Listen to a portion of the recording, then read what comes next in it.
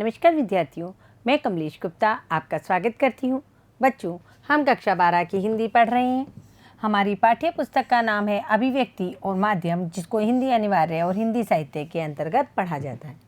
बच्चों, इसके अंतर्गत हम इकाई 1 में जनसंचार माध्यम और उसके लेखन के बारे में पढ़ रहे हैं।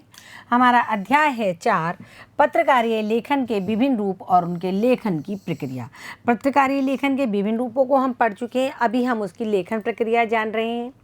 जितनी भी पत्रकारीय लेखन के विभिन्न रूप है, आज हम जैसे हमने समाचारों के बारे में जाना, समाचार पिछली कक्षा में किस प्रकार लिखे जाते हैं, फीचर क्या होता है, आज हम देखेंगे कि फीचर में कैसे हम फीचर को लिख सकते हैं। फीचर एक समाचार है, एक कहानी है, एक विश्लेषण है, क्या चीज़ है, आज हम फीचर के बारे में यहाँ जानेंगे।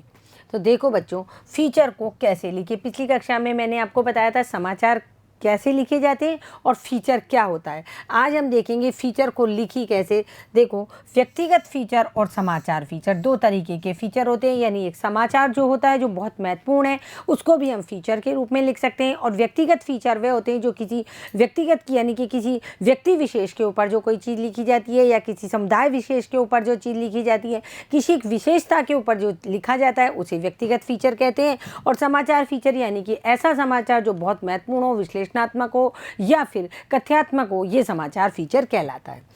तो फीचर को हम कैसे लिखें? फीचर लिखते हुए कुछ बातों को ध्यान रखना बहुत ज़रूरी है। पहली बात यह है कि फीचर को सजीव बनाने के लिए उसमें उस विषय से जुड़े लोगों यानी पात्रों की मौजूदगी जरूरी है। फीचर जब हम लिखते हैं, फीचर को हम कथात्मक रूप से, विवरणात्मक रूप से, विश्लेषणात्मक रूप से लिखते हैं, तथ्यात्मक रूप से लिखते हैं। यानी कि हम उसमें इन बातों का ध्यान रखना जरूरी है। ये सब चीज़ें तो हमारे फीचर में होनी चाहिए। इसके अलावा फीचर को सजीव बनाने के लिए यानी जीवंत बनाने के लिए, फीचर पढ़ने में रोचक लगे, उस विषय से जुड़े हुए जिस विषय के ऊपर हम फीचर लिख रहे हैं, उसमें उन पात्रों का होना बहुत ज़रूरी है जिन पात्रों के बारे में हम फीचर लिख रहे हैं।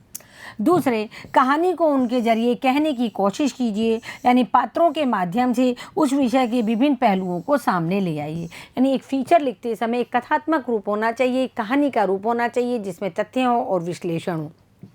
यानी कि हमको यदि किसी के बारे में बताना है, व्यक्तिगत फीचर लिखना है, तो हमको उसको कहानी के रूप में कहना है और पात्रों के माध्यम से हमें क्या करना है, उस विषय के जितने भी विभिन्न पहलू हैं उनको समझाने का प्रयास करना है। तीसरा, कहानी को बताने का अंदाज ऐसा हो कि आपके पाठक यह महसूस करें कि खुद देख और सुन रहे हैं। देखो, तीसरा क्या है इसको, कि जो हम फीचर लिख रहे हैं, कहानी की तरह लिख रहे हैं, कथा की तरह लिख रहे हैं, उसको जब पाठक आपका पढ़ रहा है या दर्शक वर्ग आपका देख रहा है या श्रोता आपका सुन रहा है, तो वो इस तरह महसूस कर रहे हो, मान लो वो स्वयं अपने आप में उस कहानी को जी रहे हो। क्या कर रहे हो? स्वयं अपने आप में उस कहानी को जी रहे हो, यानी कि खुद देख और सुन रहे हो। मतलब इस तरीके का उनका मतलब कि जिस प्रकार हमने कोई फीचर लिखा, तो हमारा जो पाठक वर्ग है वो इस प्रकार उस फीचर को जिए कि वो खुद देख और खुद सुन रहा हो। चौथा क्या है, फीचर को मनोरंजक होने के साथ साथ सूचनात्मक होना भी बहुत आवश्यक है।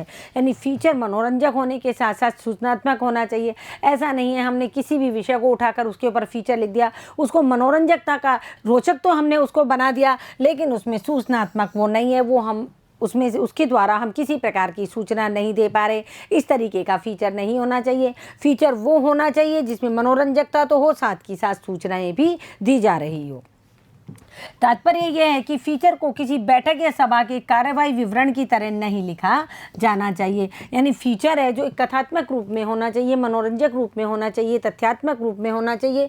यानी इस तरीके का फीचर नहीं होना चाहिए कि कोई बैठक है, कोई सभा है, उसकी कार्यवाही हो रही है, उसका विवरण हम बता रहे हैं, तो वो एक कहानी या कथा की तरह नहीं हो सकता। तो फीचर को किसी बैठक या सभा की कार्यवाही विवरण की तरह नहीं लिखा जाना चाहिए।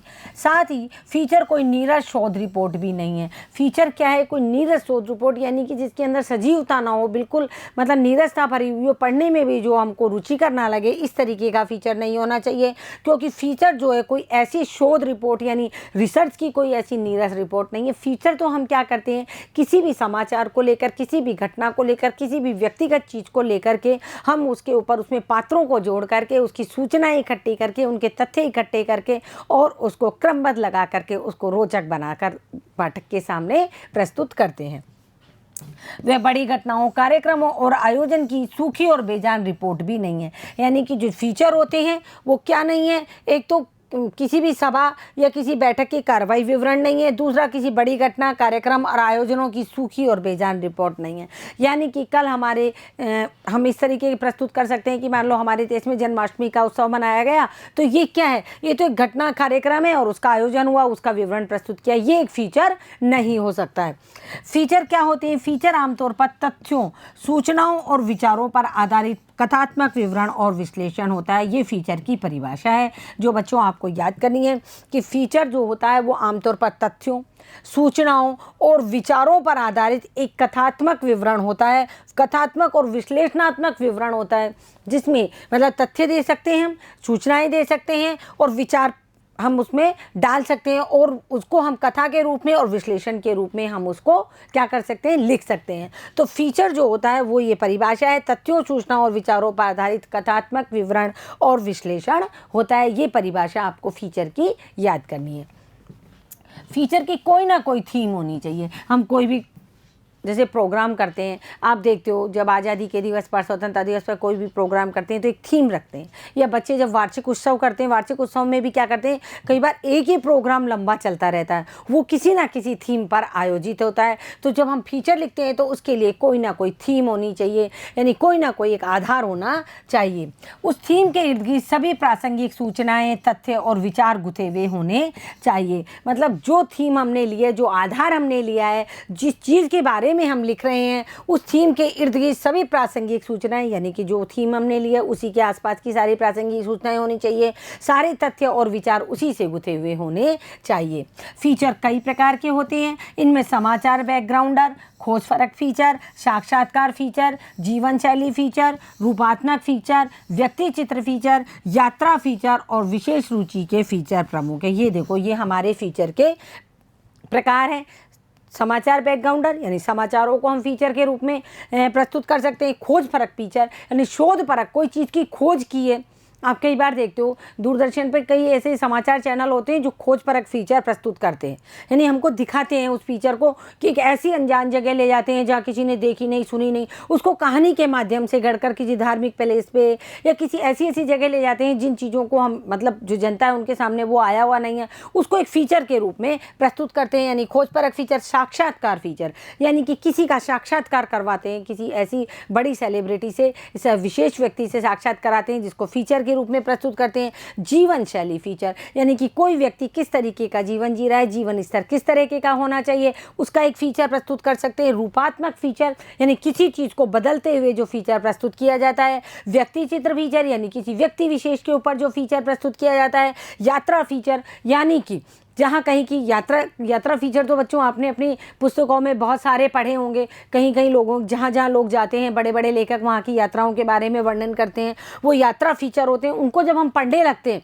उस यात्रा फीचर को, एक हमारे कोर्स का एक किताब है सानी सानी हाथा जोड़ी, उसमें सिक्किम का जो वर्णन किया गया है, वहाँ के प्राकृतिक सौंदर्य का जो लेखिका के द्वारा वर्णन किया गया है, वो क्या है, वो यात्रा फीचर है। उसको जब हम पढ़ने लगते हैं तो इस तरह प्रतीत होता है मानो हम स्वयं उस जगह की यात्रा कर रहे हैं। और विशेष रुचि के फीचर प्रमुख है। तो ये हमारे फीचर के प्रकार है। इस तरीके के फीचर लिखे जा सकते हैं।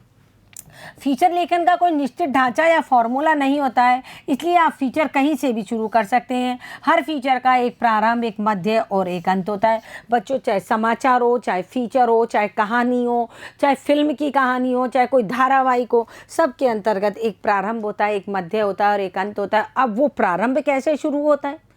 जैसे समाचारों का उल्टा पिरामिड के रूप में प्रारंभ शुरू होता है।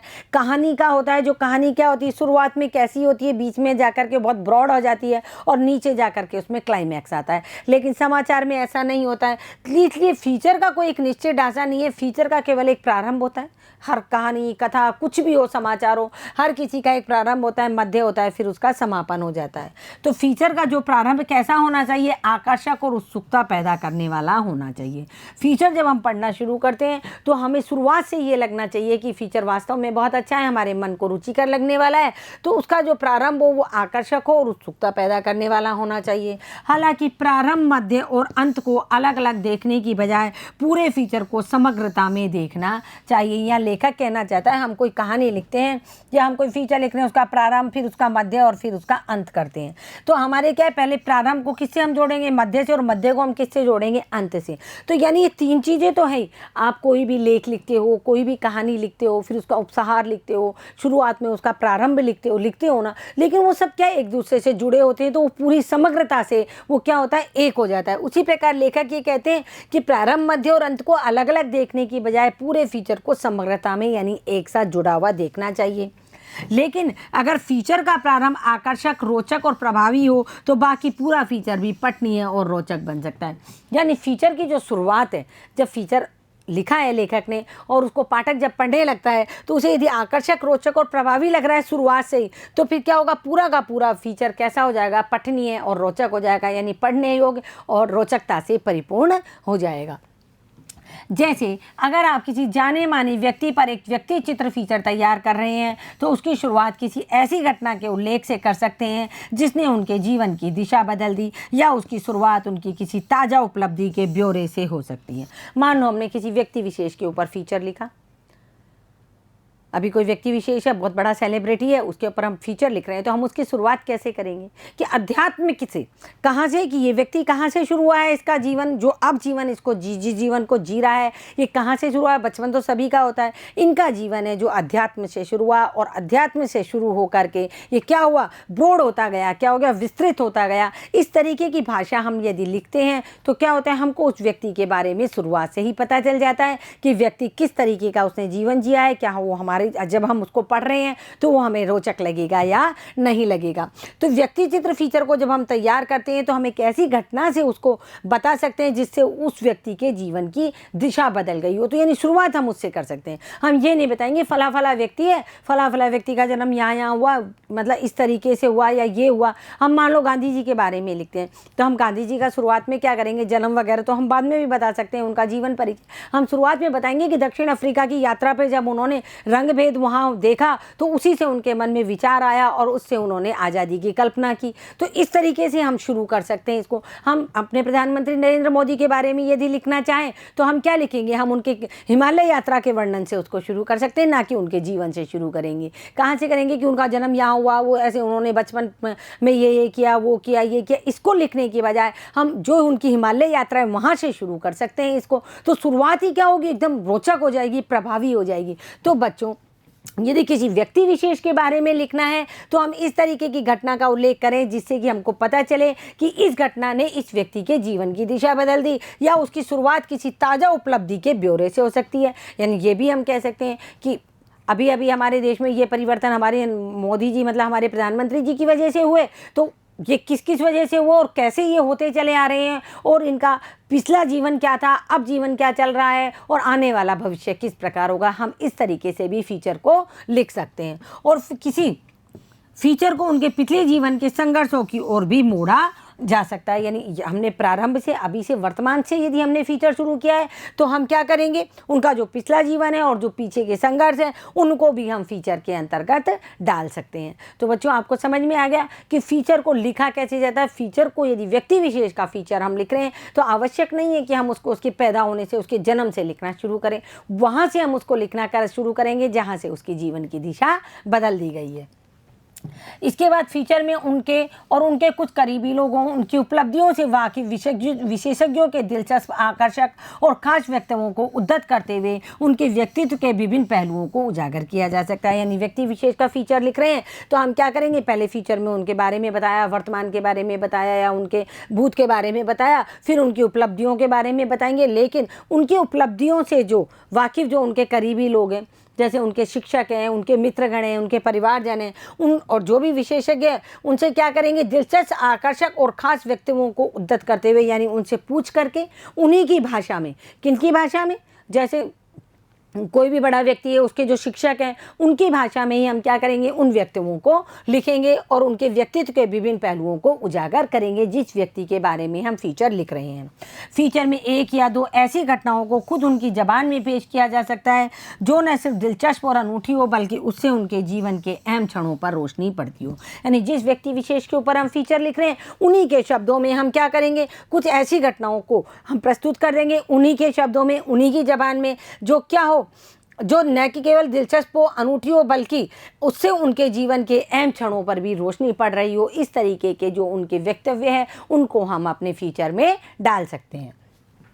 फ्यूचर के आखिरी हिस्से में उनकी भविष्य की योजनाओं पर फोकस करना चाहिए। वे अपने सामने क्या चुनौतियां देखते हैं और उनसे निपटने के लिए उनकी क्या तैयारी है। मतलब व्यक्ति विशेष के ऊपर फ्यूचर लिख रहे हैं, लिख दिया, बीच से लिखना शुरू किया या शुरू से लिखना शुरू किया। अंत में जब हम आएंगे तो उनके जिस व्यक्ति के ऊपर हम फ्यूचर लिख रहे हैं उनके भविष्य की योजनाओं के बारे में फोकस करेंगे और ये भी बताएंगे कि उनके सामने अब क्या क्या चुनौतियां हैं और उनसे निपटने के लिए वो क्या क्या कार्य कर रहे हैं। यहाँ आप स्वयं उन्हें उद्धत कर सकते हैं। इस तरह फ्यूचर का प्रारंभ, मध्य और अंत का यह एक संभावित ढांचा हो सकता है। यानी ये जो चीज़ें हैं, अंतिम जो भाग है उसको स्वयं लेखक अपने मन से लिख सकता है। यानी कि भविष्य में उनसे पूछ करके उन्होंने किस किस चीज़ पे फोकस किया, उनकी क्या चुनौतियां हैं, तो वो क्या आगे करना चाहते हैं, या आप उन्हें स्वयं उद्धत कर सकते हैं, यानी स्वयं लिख सकते हैं। इस तरह फीचर का प्रारंभ होता है, मध्य होता है और अंत का यह एक संभावित ढांचा हो सकता है।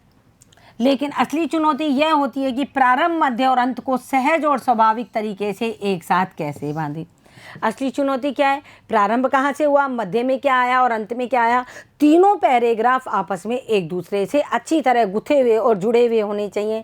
कहीं भी उनमें कटाव नहीं दिखाई देना चाहिए। हर पैराग्राफ अपने पहले के पैराग्राफ से सहज तरीके से जुड़ा हो और शुरू से आखिर तक प्रवाह और गति बनी रहे। यानी पहला पैराग्राफ, प्रारंभ, मध्य और अंत, ये तीनों आपस में एक दूसरे से इस तरह जुड़े रहे कि गति और प्रवाह तीनों में बना रहे।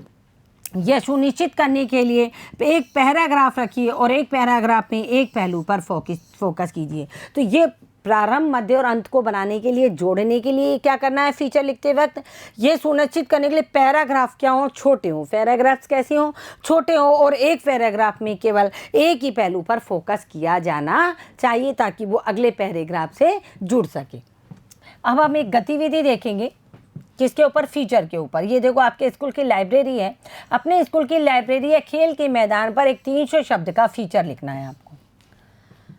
किस पे लिखना है? स्कूल की लाइब्रेरी पर या खेल के मैदान पर 300 शब्दों का फीचर लिखना है। इसमें लाइब्रेरी या खेल के मैदान से जुड़े तथ्यों के अलावा दिलचस्प जानकारियाँ भी शामिल कीजिए।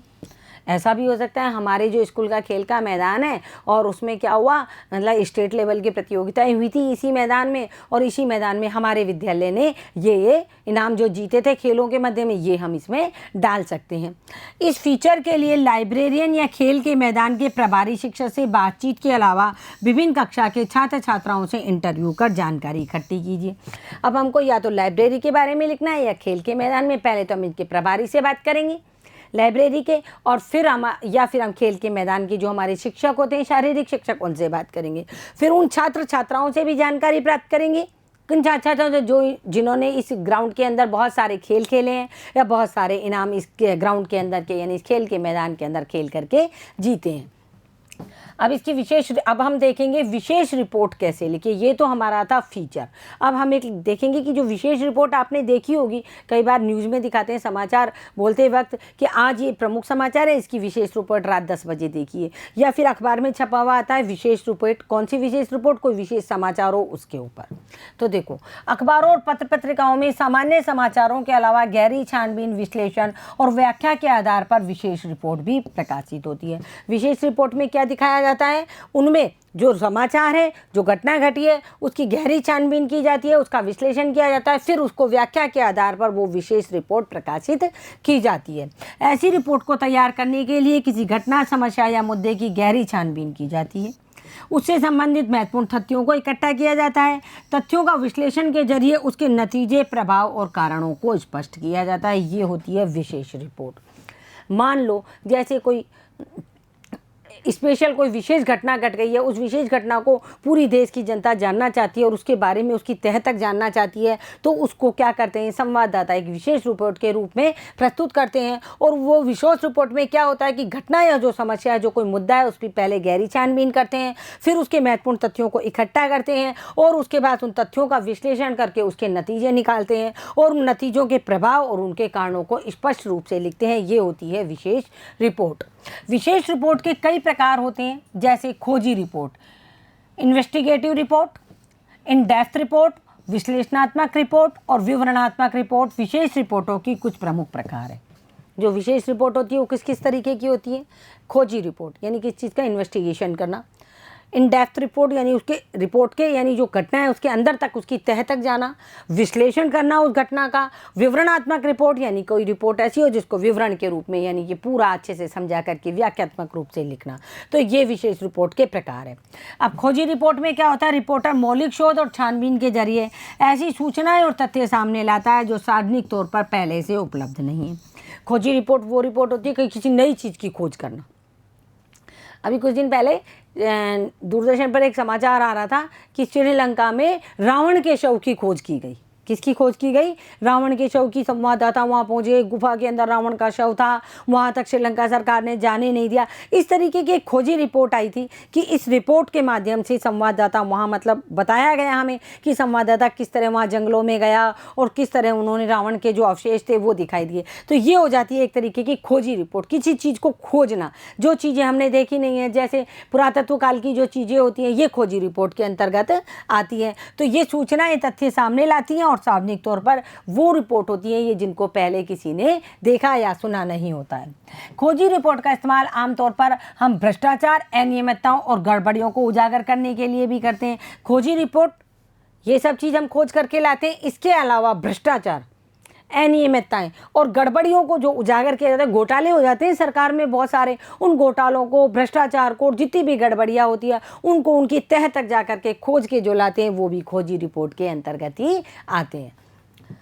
इन डेप्थ रिपोर्ट में सार्वजनिक तौर पर उपलब्ध तथ्यों, सूचनाओं और आंकड़ों की गहरी छानबीन की जाती है। इन डेप्थ रिपोर्ट कौन सी होती है? जिसमें सार्वजनिक तौर पर यानी सबके सामने जो तथ्य उपलब्ध हैं, जो सूचनाएं हैं और जितने भी आंकड़े हैं पहले उनकी गहरी छानबीन की जाती है और उसी के आधार पर किसी घटना, समस्या या मुद्दे से जुड़े महत्वपूर्ण पहलुओं को सामने लाया जाता है। यानी इन डेप्थ रिपोर्ट में आपको खोजी रिपोर्ट पता चल गई।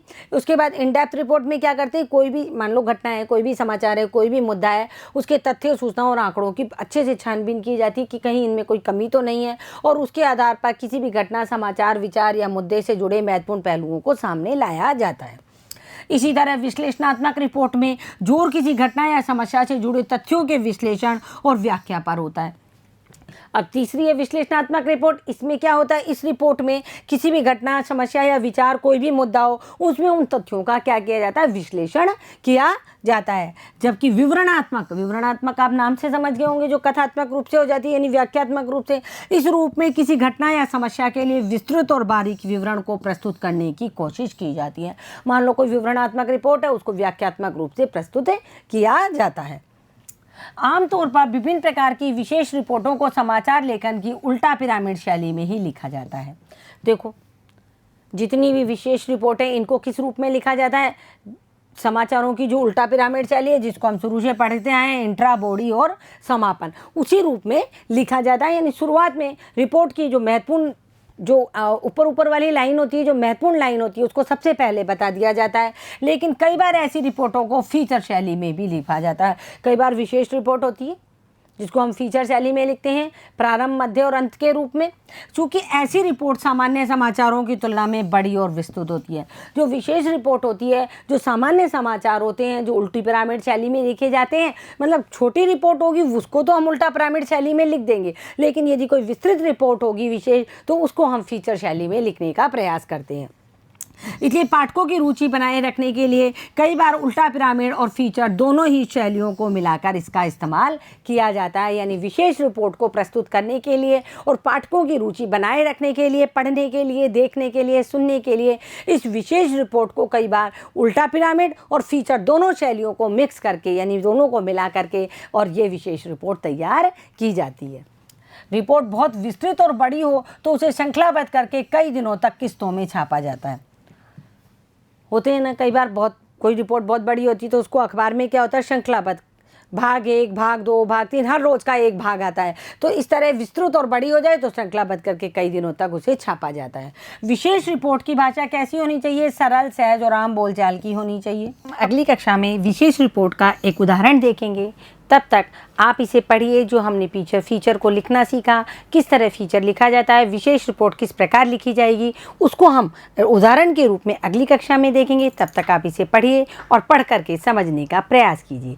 धन्यवाद बच्चों।